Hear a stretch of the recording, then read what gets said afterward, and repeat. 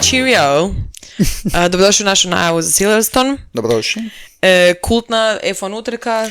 Tako je, Silverstone, 1950. jedna od originalnih staza od prve sezone F1. Yes. Prva utrka u 1950. To je baš onak jedna kultna, level Monaco kultna.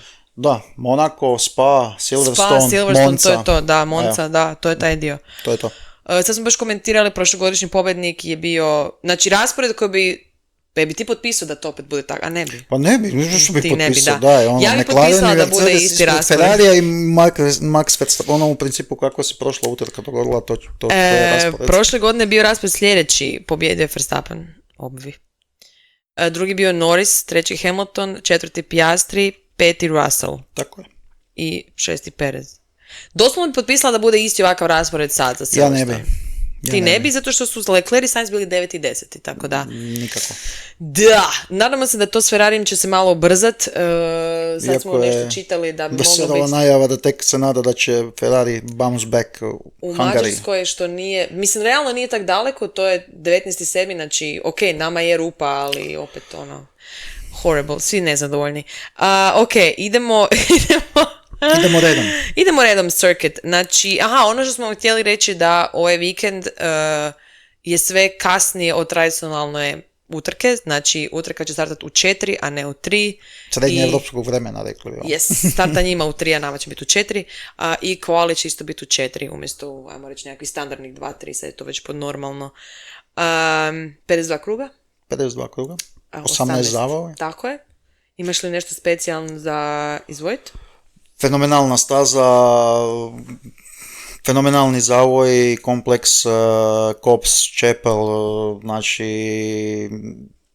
Megec, Beckets, stvarno, ali home race za McLaren. Home race za McLaren, home race za Mercedes, home race za Pola Grida, s obzirom da dolazi iz Engleske. Home race za Aston Martin koji ima bazu u Silverstonu, preko puta staze, tako da. Mislim, home race za svakoga. Vidit ćemo, staza sa brzim zavojima, sa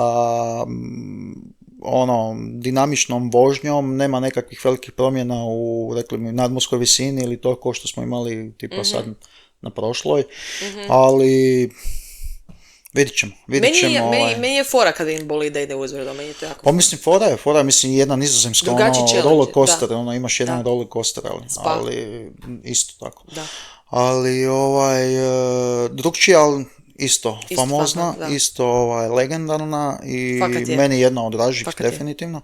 A vidit ćemo, ja se samo nadam da će Ferrari uspjeti nekakav bounce back napraviti. Jesi možda za flop i top odmah sad, friško? Tako sam utučena. Ja jesam, imaš ti, daj ti prvi. Ovako, ja ću reći da će top biti Hamilton. Wow, dobro. To može biti samo obrnuto. Sad sam u strategiji, već zadnji put mi se par puta konstantno sam obrnuto, ko na zadnjoj utrci. Tako da, znači, ovo će biti to, a flop, Team LH, sorry,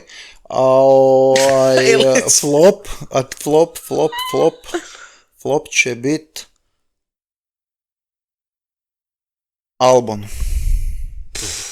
Jako dobar flop. Opet je flop od treću utrku za redom, tako da ja nisam Team Albon. Ja ću reći top, šta me briga, ja ću treći put za redom reći top da će biti Team McLaren. Ja ću opet reći Norris, zaboli me. Znam da je pol bolida uništeno, ali idemo HC. Uopće ne mogu za druge sad, to je to. A flop... Ja ću reći Perez. Ja sam konzistentna. Gle, ali molim te da vidimo kako će me... Ali amo odrediti sad već pravilo. Znači, Perez završi 7., 8., 9., 10. nije flop, to je recimo stalno. Znači, mora biti van bodova. Onda ti priznam flop. Aj, dobro, aj. Mora biti van bodova. Dobro. Aj, čekaj. Ako je u bodovima... Čekaj da razmislim. Onda ću razmisliti da mi bude top... Pa rekla si Norris. Ne, ba nek bude Norris. Mislim, poboli da fali. Ali što će biti flop? Ne, top nek bude Tim McLaren. Za svaki slučaj da se osiguram. Može, dobro. A flop će mi biti, dobro, ajde, ili mogu staviti 2 opcije. Pa mi daš pola boda. Ajde, priznaću ti to. Michael Mansey će biti Perez. Sudac na kraju. Perez i ja ću reći Russell. Perez i Russell, aha. U smislu Russell neće biti u top 5. Ok, to ti priznam kao flop. Da. Može. Jer mislim da će sad biti too much. Sad će mu doći pritisak. Sad smo oboje flopali Mercedes. Da fakat. Ne, to će biti zanimljivo. Ja sam Hamiltona. A ti si rekao Hamilton top? Pa da. Sad ćemo vidjeti kako će se izmijeniti. Računa si kao vice versa, možeš misliti.